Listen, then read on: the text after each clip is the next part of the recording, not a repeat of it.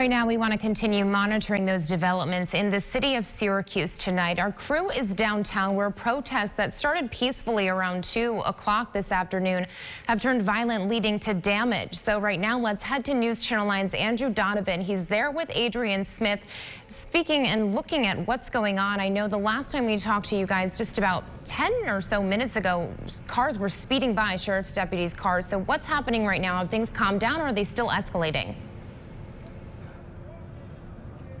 Nicole, that's right. It's still very, very active right now.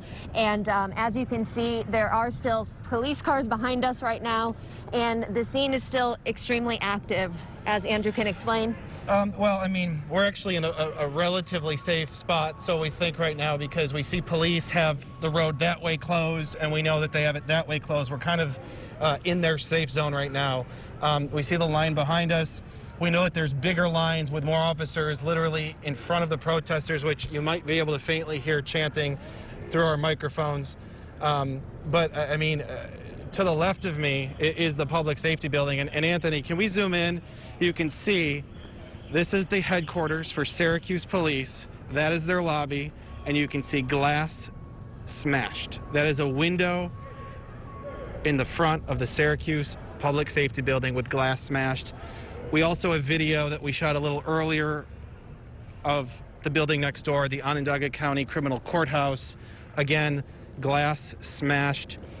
We did see the sheriff's office get involved in this a few minutes ago. If you saw us live a few minutes ago, you saw those speeding cars. Those were sheriff's deputies. We now know this has been elevated for another agency to join Syracuse Police in their efforts. It's kind of almost hard to find the words for what's going on right now, especially in our home community of Central New York. There's garbage everywhere. It's a mess. What we don't know right now, and we're waiting hopefully to hear from Syracuse Police at some point, if any arrests have been made, if there are any injuries to protesters or officers. We have no reports either way, so it's hard, we don't know. And Andrew, I do want to point out that the protests started peaceful around 2 o'clock this afternoon along South State Street, right outside of the Justice Center. And we had crews here earlier, and they made their way to Fairmount, to Solvay, and then again back to the area in Syracuse, South State Street. And that's where things definitely got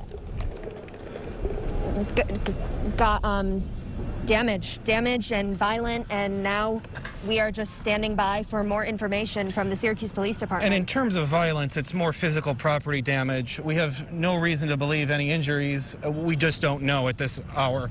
We see an ambulance, but sometimes ambulances are called just to be on standby.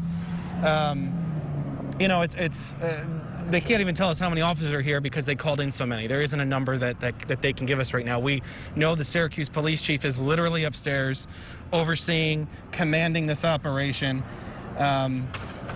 You know, even though, you know, community police tension is a relatively new issue, it's been around long enough where we know this chief has experienced it in his previous jobs. And again, we're going to keep you posted on all of these answers that we're hoping to look for as well. So we'll send it back to you in the studio, Nicole. Andrew and Adrian, thank you. It's just very powerful visuals seeing what's going on in what's now our own community. So stay safe out there, guys. Thank you for efforting that and getting all this information to us.